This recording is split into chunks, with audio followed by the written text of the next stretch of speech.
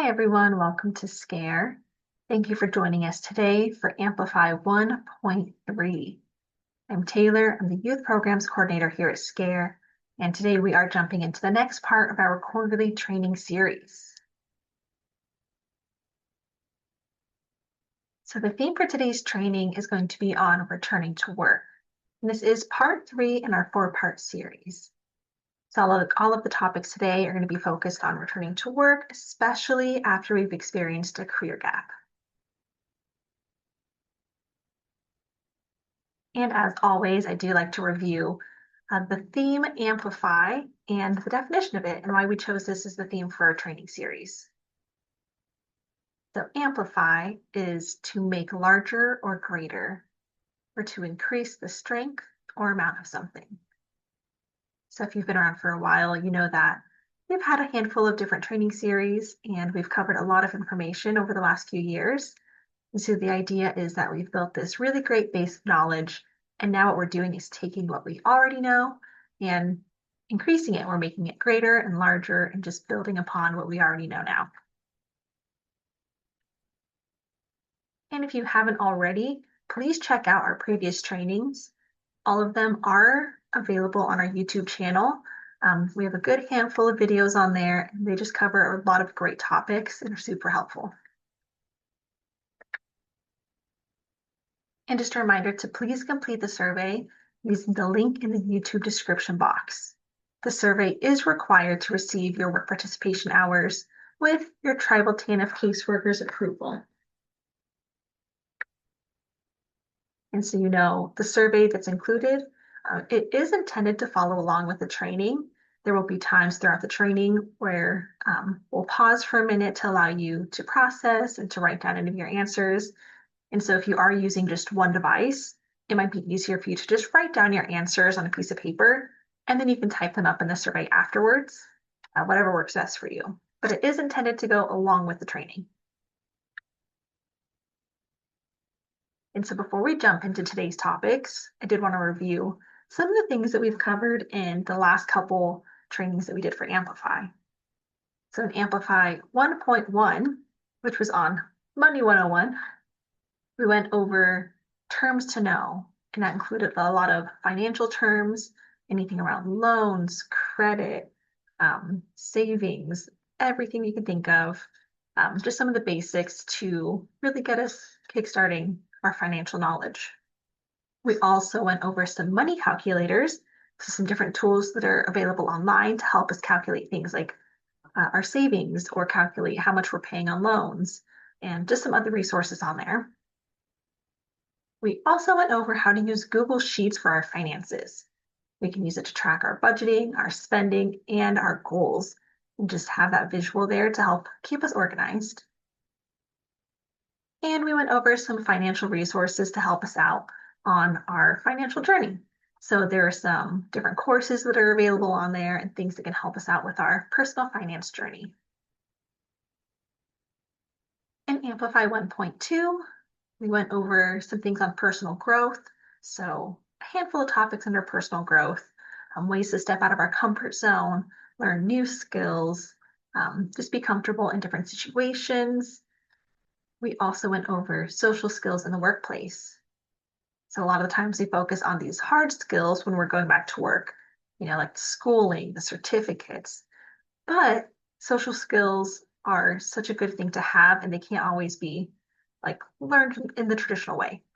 So social skills might include how we interact with other people, how we process our own actions, and how we interpret the way our actions affect other people. It could be, just the ways that we communicate, and anything like that. And we also went over finding your path. So if you're really not sure which direction you're going, we reviewed some different questions that you can ask yourself to try to get a general direction of which way you want to go with your ideal future. So maybe it's understanding what you value in a workplace and what you're passionate about and the things that are important to you, and just helping that guide you along your journey to finding the next step. And now for today's topics, we're going to be covering things like career gaps, transferable skills, We're going to go over some resume tips, a return to work plan, and then some certificates and courses. So for career gaps, so there are a lot of reasons for career gaps or even just part-time work. We have this idea that work is a minimum of 5 days a week, 8 hours a day. That's just not the reality for a lot of us. Life happens. And yeah, when you're returning to the workforce, trying to get into full-time employment, you can just reframe the way that you speak about these gaps and the way that you understand it. There are so many reasons that we might experience a career gap. Some of them could include parenting. If you're a new parent, you might not be able to work for a while, especially with things like childcare and the cost of that. The reality is we could be focusing on parenting during that time. Maybe we have a loved one that we need to step into a caregiving role. Maybe it's our own health. It could be relocation if you move to a new area or things change.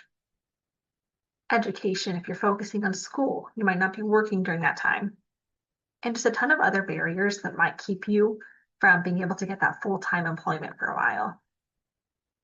And I think when we start to return to the workforce and we have our goal of full-time work, it can be really stressful to address these gaps in our careers and to explain why we didn't work for this many years or this much time. But one thing that's nice right now is that employers over time have really become so much more understanding. And especially if we speak about these career gaps in a positive way and we can see the positive in it, it can really help the situation as well. And so one thing that we're going to focus on today is the idea of reframing, right? So reframing is a technique that involves shifting your perspective or the context of how you view a situation.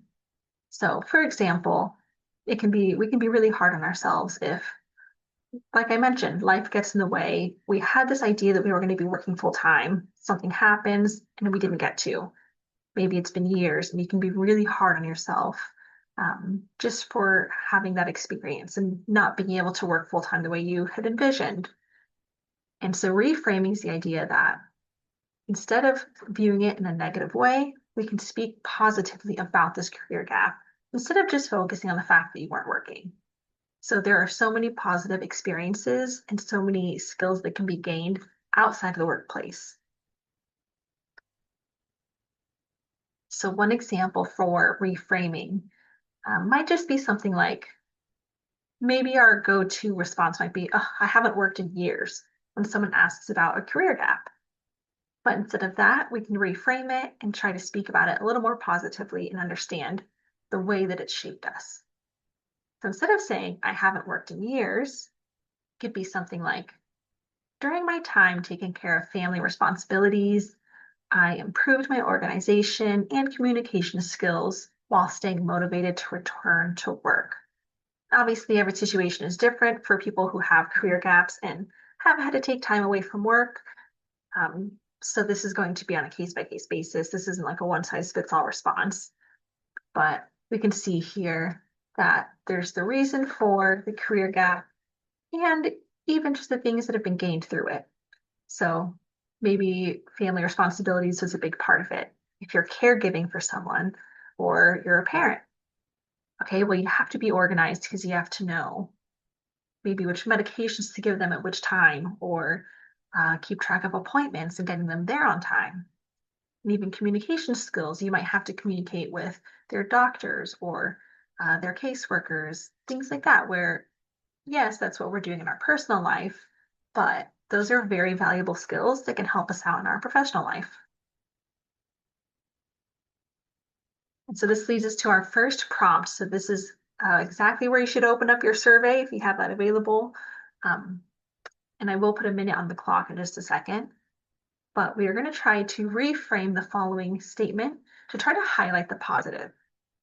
So instead of, I haven't worked full time in a while because I've been raising my child, what can we add to that or change about it to highlight the positive in an experience like that?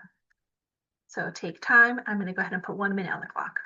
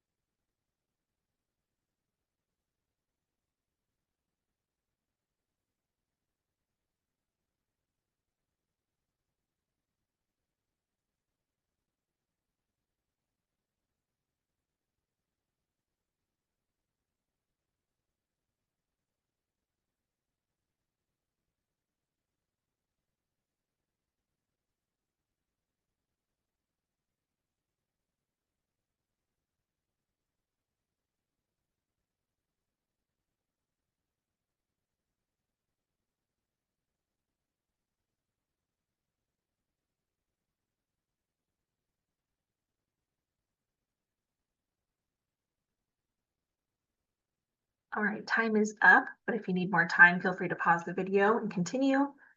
But I hope you've had some time to just reflect on ways to reframe different sentences to highlight the positive and things that can be gained from it. All right, next we're going to jump into the topic of transferable skills. So transferable skills are abilities, traits, and knowledge gained through previous jobs, school, or life experiences that can be applied to different roles. So this is where we can take some of those things that we learn from parenting, from caregiving, from our own health experiences, or from even just overcoming our own barriers, how we can take the skills that we learned from those situations and use it in our professional settings. So as I mentioned, these are just a few of the examples. This isn't a one size fits all for every situation. So this specific slide just focuses on skills that might be used for parenting and caregiving, even for your own health. But yeah, I challenge you to just think about your own experience and what skills that you use in managing your own life and how that can be applied to professional work. So some examples could be, yeah, if you are a parent, let's say you have a few kids, you have to manage their schedules. They not only have school, maybe one's in elementary school and one's in middle school. So now they have different start times, different end times. They have different minimum days. Maybe they also play sports. You got to worry about taking them to their sports practices after school, keep track of games on the weekends.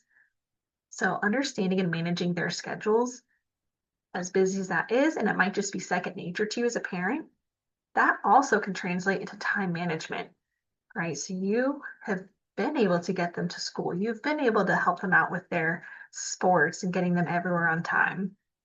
And so being able to see that as a time management skill. Another example could be household budgeting, right? We have a big family. We are going through everything, keeping track of expenses, paying our bills. We are making our shopping lists according to our budgets and understanding how all that works. That can help out with things like financial organization. Obviously, these skills don't take the place of, full-on degrees, depending on what the position is, but these are useful tools that can help out with some of the basic skills in, different positions. Maybe you're coordinating appointments. If you're a caregiver, and like I mentioned, you're not only taking care of yourself and your own appointments, things like the dentist, the doctor, counseling, whatever it might be, but now you're also doing that for other people. Well, that right there is administrative skills. Being able to coordinate different appointments in a workplace that might look like organizing meetings with the team or keeping the director in the loop for their appointments and different meetings that are coming up. Knowing who they're meeting with, just like you would know the doctors or what the appointments are for. Maybe you have a handful of kids, they're always fighting. You got to deal with some conflict resolution. You find ways to help them communicate, get back together, love each other again as siblings do after some time. And that is a skill right there. There's a lot of communication involved and just conflict resolution techniques that you're using to help settle these situations. So in workplace, if there's tensions that arise, you could use that form of communication to help ease any tension. If you're supporting your kids' learning, again, you're keeping them on track with school, you're helping them out with their homework. You're maybe reviewing some of these topics with them because schools move so much faster than they used to. So there's topics that you're going to have to review. These can translate into skills that could be used for things like coaching or training, tutoring, or just in general, managing various priorities is a great form of multitasking. So knowing that you're able to juggle things like caregiving, being a parent, the appointments, the sports, the school, and still keeping on track with everything, that's a great skill to have. If you're in an office or in a workplace, knowing that you can kind of be pulled in a few different directions, prioritize it, know what's going on, and just stay organized with your schedule, that's a huge skill to have. So I hope this shines some light into how some of our personal, I guess, tasks really transfer into these skills that can help us out in the workplace and help us out professionally. And so I liked this quote, but it was just life experience builds professional skills. I think oftentimes so many skills are highlighted in like trainings and college and work experience, but so much of what we experience in our own lives plays a direct role in how we work the way that we do. And this leads us to prompt number 2. So similarly, I will put a timer on for a minute in just a moment. In this one, the prompt is share one strength you have developed outside of traditional employment or full-time employment. And the minute starts now.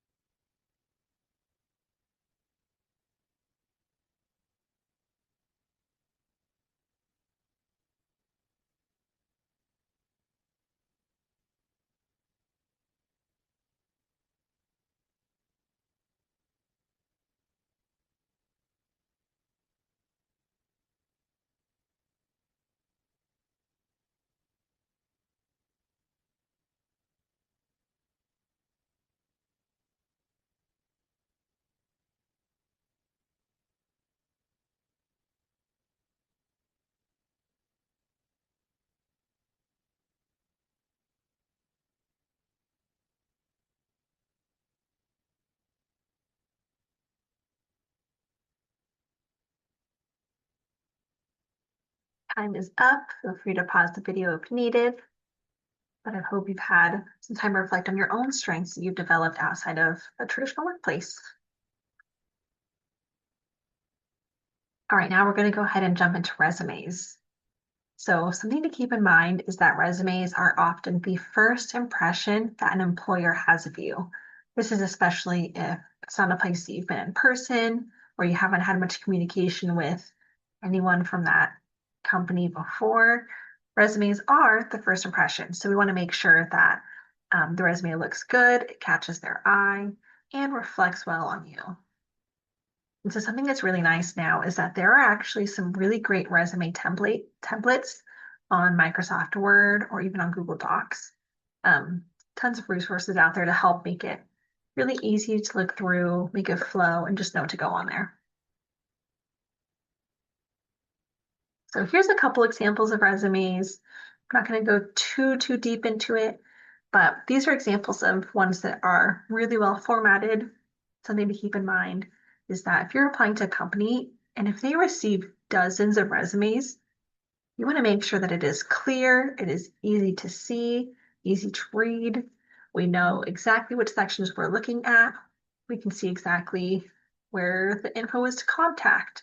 We know where to find their education experience, their professional experience, anything else that they have, their skills, and then it's just organized in a really well-formatted way. So it doesn't need to be all fancy with the colors and all the different like headlines and everything. So that's why I wanted to include this example on the left, because even just something that's just well organized is so helpful when you are applying to jobs. So here are just a handful of resume tips. Keep it concise, no more than one page front and back if possible.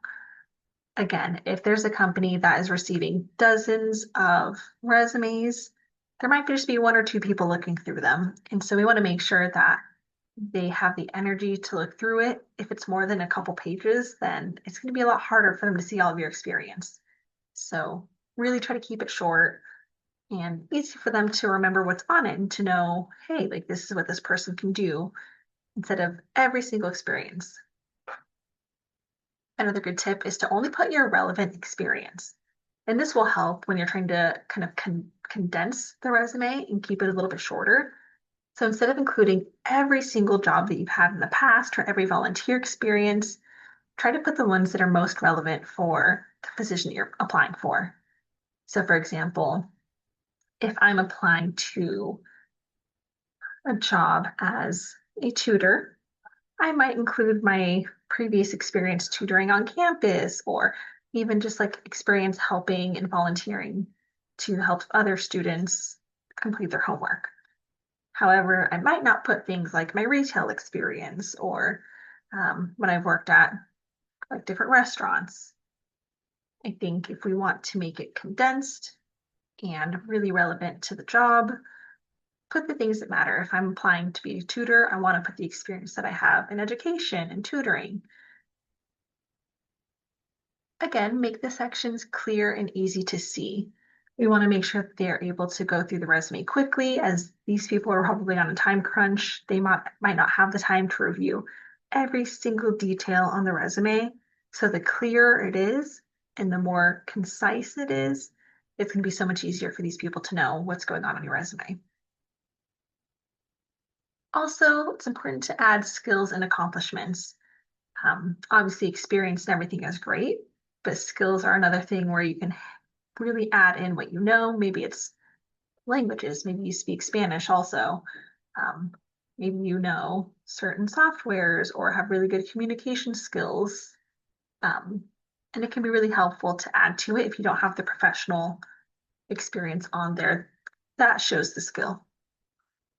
And accomplishments. We want to know what you have accomplished that would make you a great member of our team. So if we know, hey, this person must be a hard worker, they won these awards in school, that's a great thing to see, and it shows the dedication, the work ethic, and can show a lot more than you think. And just a reminder that work experience is not the only experience that goes on a resume. So don't worry about that if you don't have it. Include things like volunteer work, or if you have done freelance work for people, or even just community leadership, what you've been involved in the community that can transfer these skills into a different role. So just like I like to focus on the good parts of a resume, I think it's important to also focus on maybe what not to do. So here's a tip for what not to do on a resume is to put large text blocks. It can be really overwhelming to read. And again, if someone's trying to skim through a resume to see if you're a good fit for a position, things like bullet points and just shorter sentences are a lot easier for them to skim through. So here's the example on the left. On the left, under an experience, it could say, I started as a sales associate at Green Acres Plants, where I worked with a team of 50 associates. I was the top performing salesperson for 2 quarters. After 6 months, management promoted me to sales manager, and I led a team of 12 associates. Our team ranked highest in sales for 3 months in a row and set a company record for sales in December 2018. The company owner recognized my contributions and featured me in the company newsletter. So while that is a lot of great information, there's things that can be taken out and things that can be condensed so it's easier to go through. That could be a little overwhelming, and especially this is only one small part of the resume. It's just their experience at one singular place.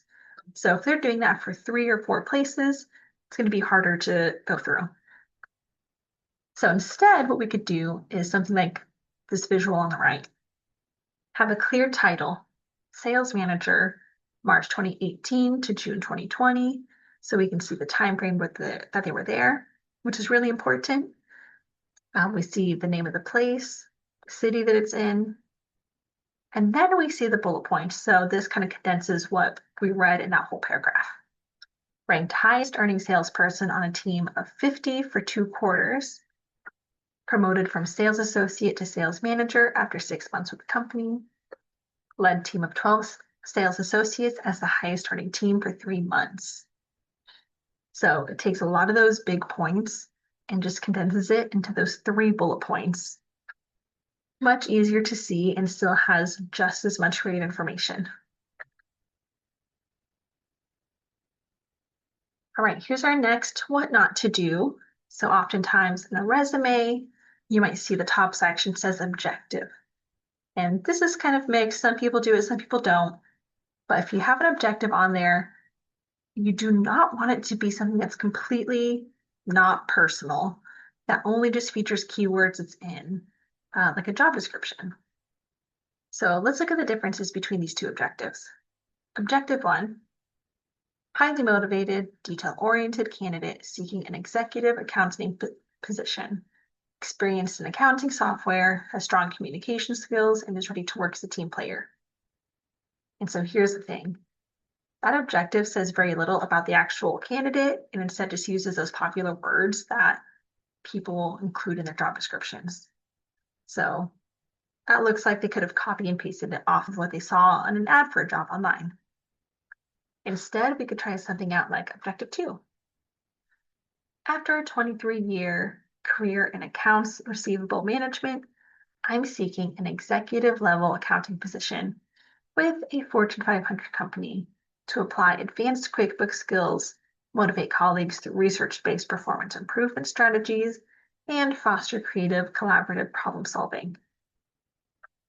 Feels a little bit like a foreign language. I'm not in finance or accounting at all, so a lot of that just sounds wild. But we can kind of see the difference in that, hey, this feels like someone's actual experience. We know a little bit more about what skills they have, what their goals are, what they're really looking for, even a little bit about their experience. And so it gives us a little bit more insight into the person who's applying.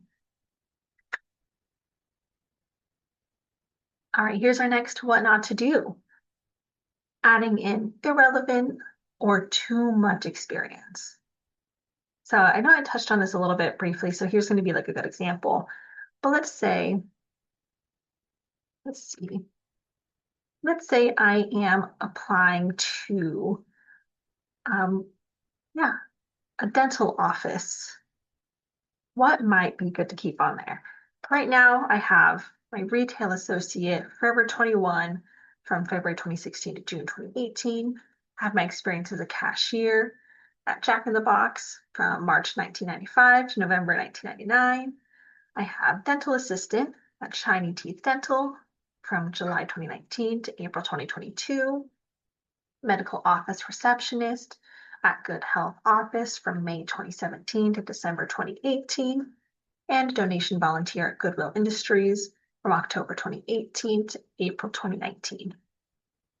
So if I'm applying to a position at a dental office, I think we can really narrow down what we're looking at here, right? Hopefully you're seeing the same things that I am. I think if we're applying to a dental office, I don't need the retail associate position on there. I don't need the cashier position on there because I do have some relevant experience on here, right? Dental assistants, and a medical office receptionist, right? Those are all in that same realm right there. So those two would be really helpful to keep. We can take off that donation volunteer. We want to make sure it's narrowed down for the places that we have.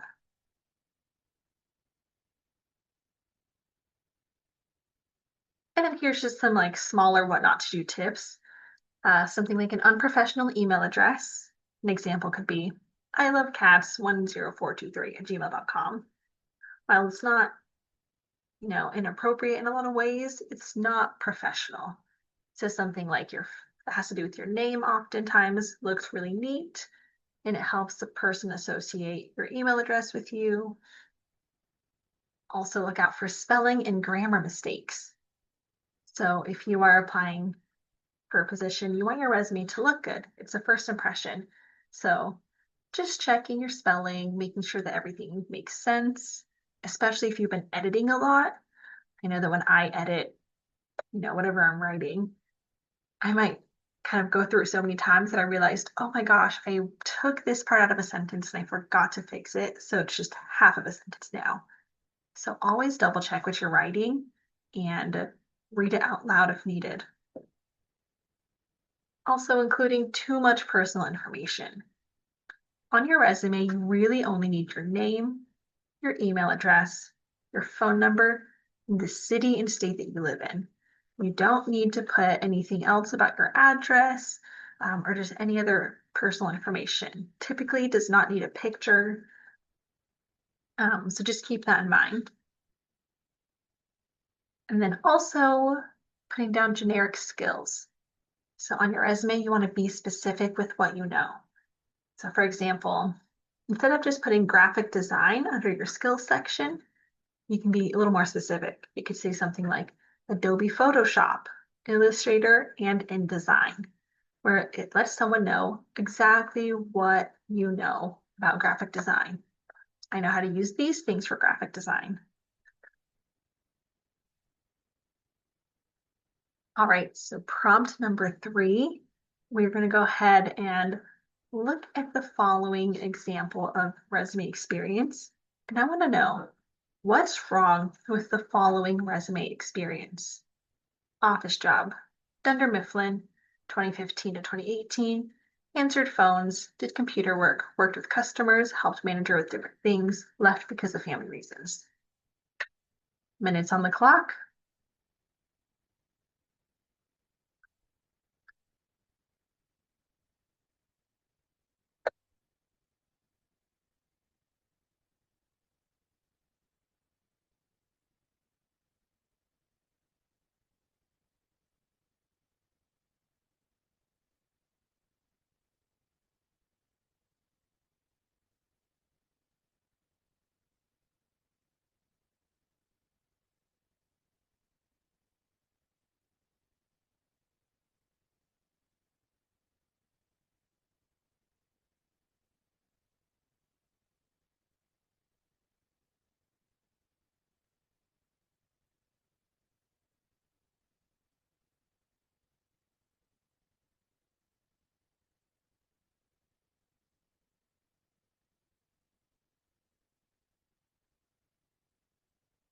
All right, time is up. Feel free to pause the video if needed.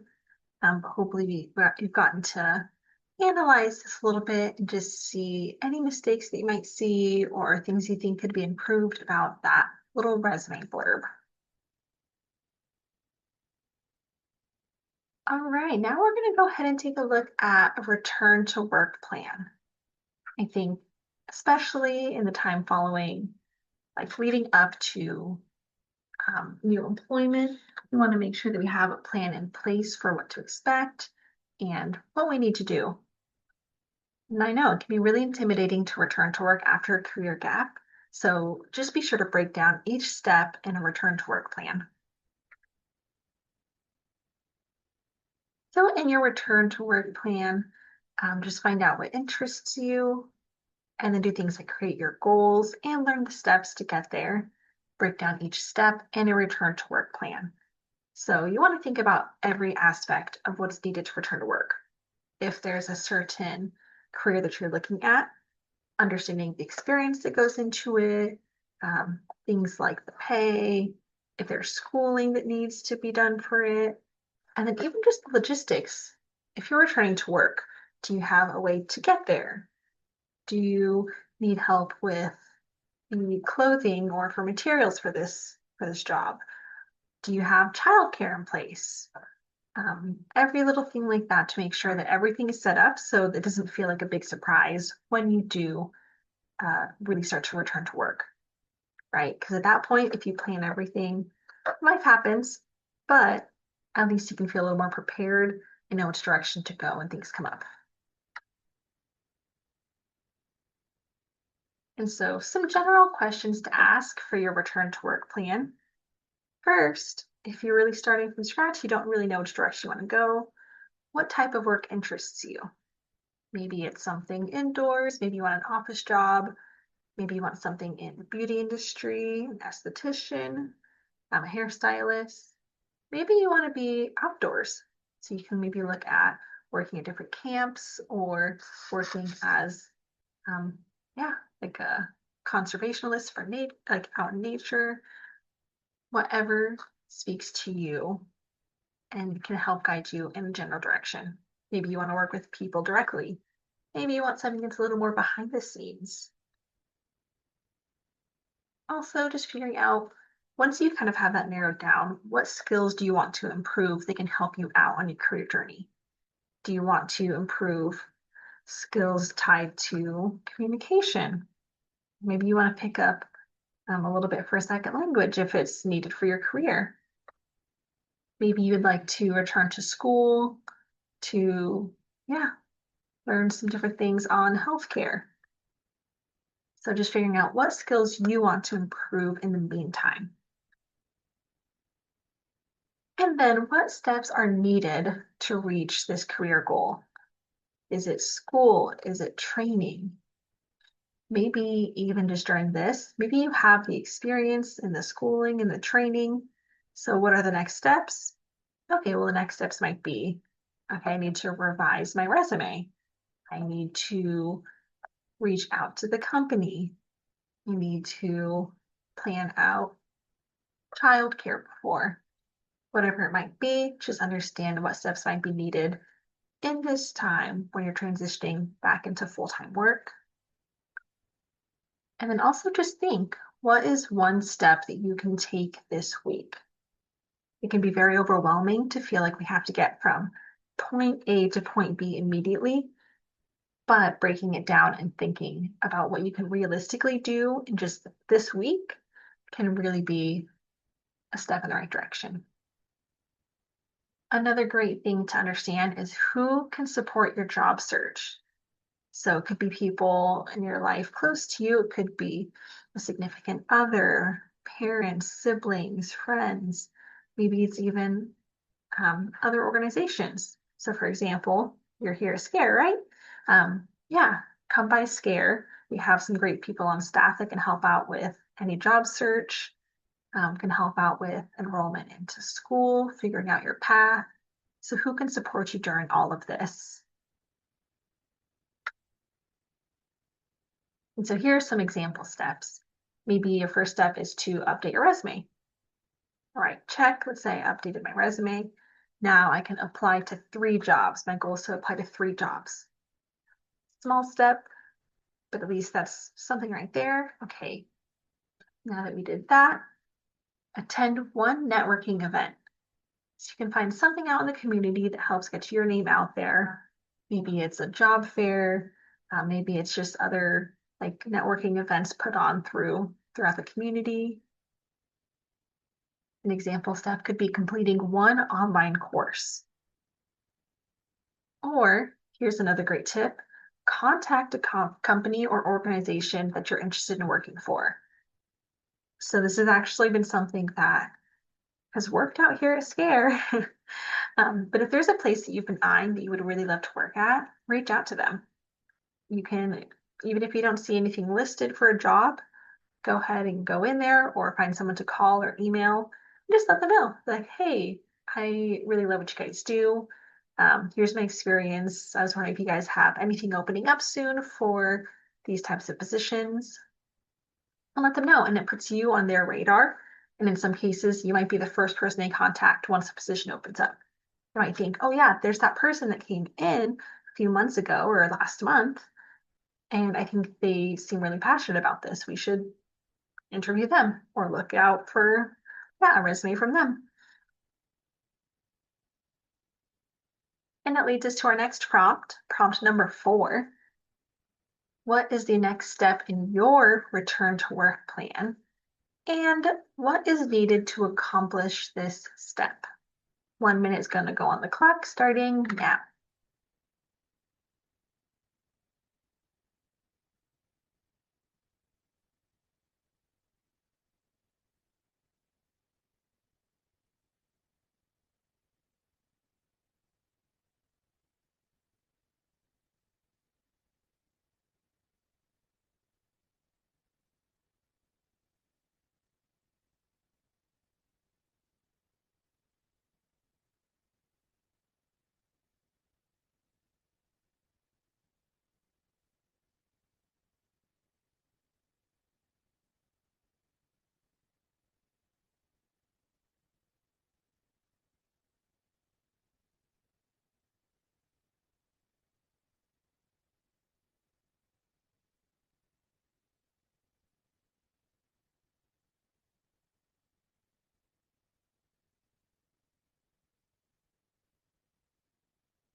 All right, time is up. Feel free to pause the video if you need a little more time. But hopefully you've had some time to just reflect on the steps that's needed for your return to work plan.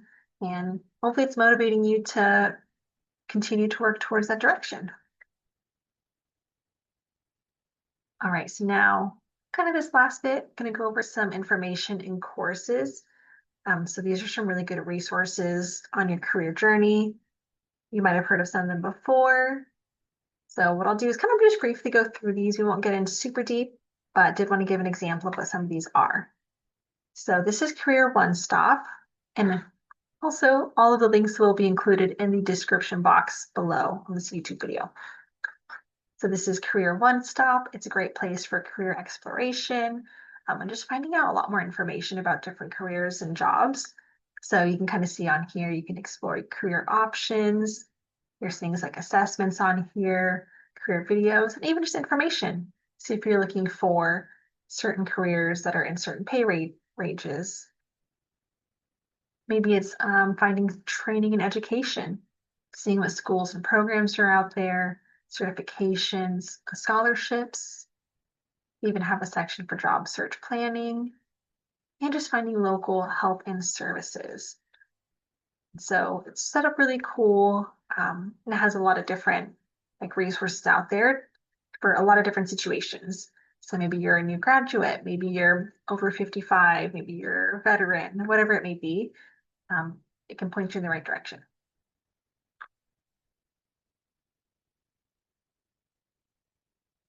All right, our next one, Coursera.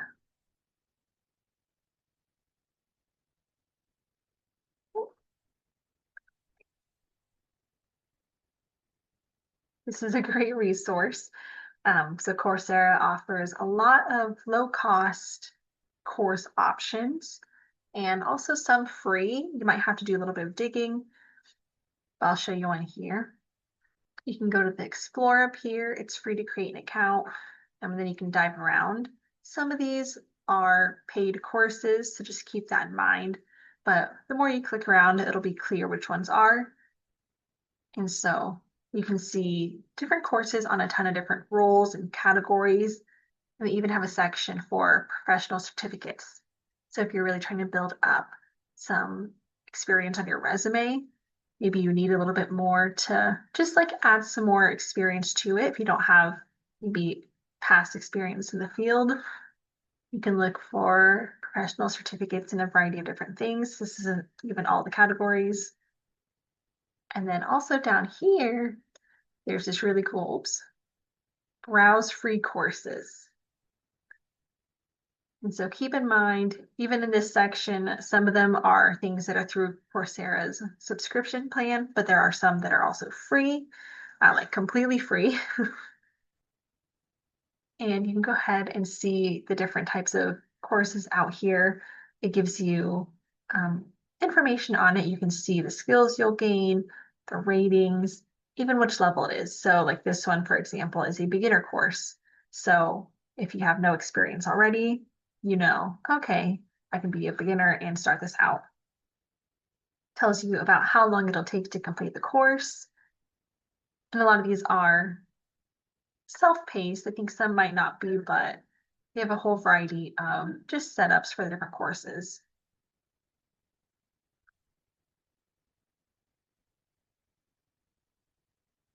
All right, next up, we're going to take a look at the San Diego College of Continuing Education. And so this is a wonderful resource. These are free classes, and a lot of them are just geared towards different like career fields.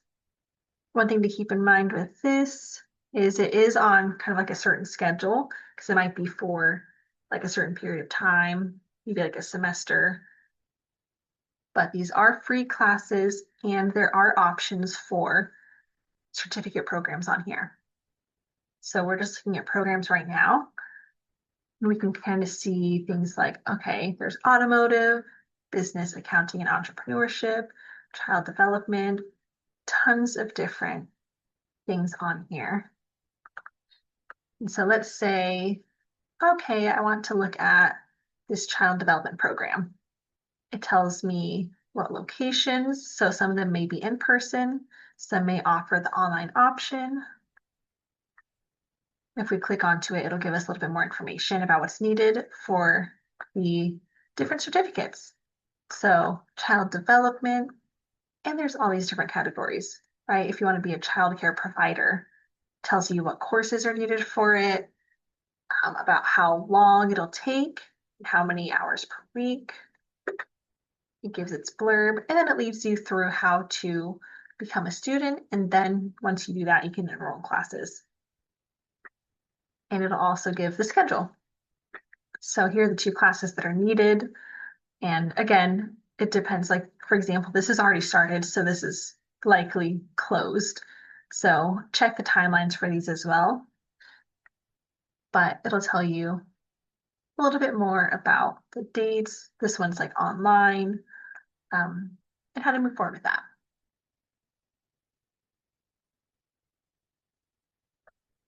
All right. I'm sure many of you are familiar with Indeed, but we're just going to take a look at the career advice section.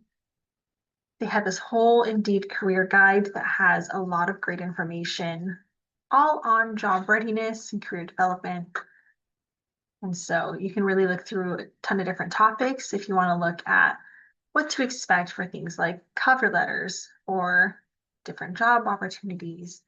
Even like if you're not interested in traditional employment, if you're interested more in freelance work or a contract job, they even have like different articles and information on there.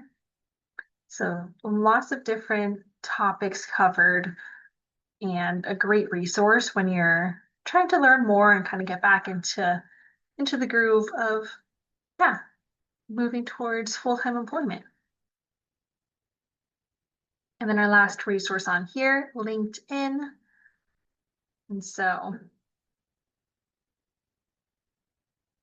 yeah, this one, I believe the LinkedIn Learning comes with a subscription for LinkedIn. But if you have LinkedIn, you can see that even there, even here, there's like a ton of different courses and things to learn, whether it's through business.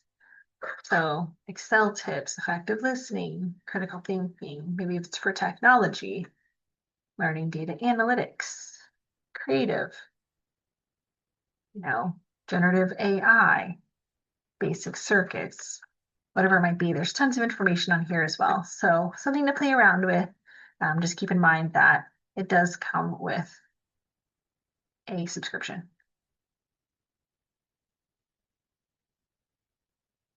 All right, so hopefully some of those resources spoke to you. And those are just a handful with the internet nowadays. What's really nice is that there are so many resources that are just at our fingertips.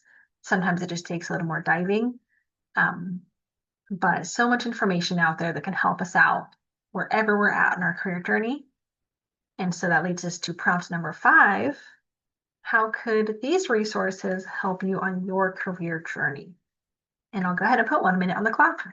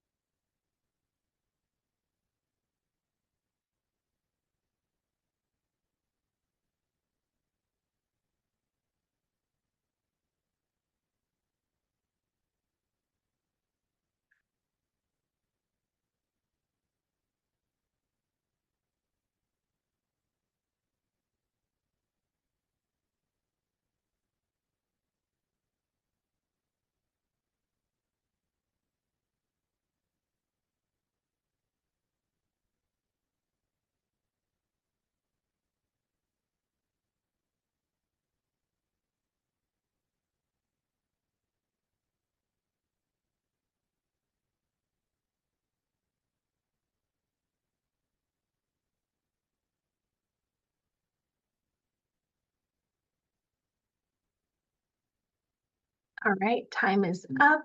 Feel free to pause the video if you need a little more time. But I am hoping that not only just for these resources, but this video has kind of helped you gain a better understanding of your own steps and the support systems that you have, whether it's through SCARE, through people around you, or through different resources online. And so with that, I'd like to lead us to our next quote. As long as you keep going, you'll keep getting better. And as you get better, you gain more confidence. That alone is success. I think in this day and age, it's so easy to compare ourselves to others. And so something to keep in mind that despite everything that life throws at us, as long as you keep going, that means that you're doing well and that you're going to keep getting better. And this is just our last prompt. Specifically, we would like to know what topics you would like us to cover in future trainings. So if you have anything in mind, we want to make sure that these trainings are helpful for you. And yeah, that it's geared towards things that could really help you out. So I'll go ahead and put 1 minute on the clock, but what topics would you like to see in our future trainings?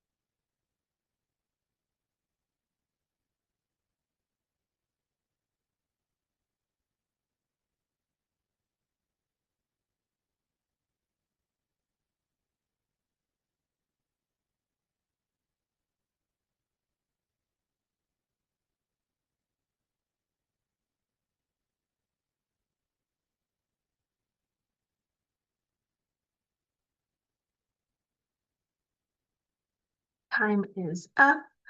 We would really appreciate any feedback you guys have on the training or things you would like to see in future trainings. And so thank you again for joining us for Amplify 1.3. And just a reminder that if you did write down the answers, go ahead and fill out the survey using the link in the YouTube description box below. And otherwise, I hope you have a wonderful rest of your day, and we will see you next time.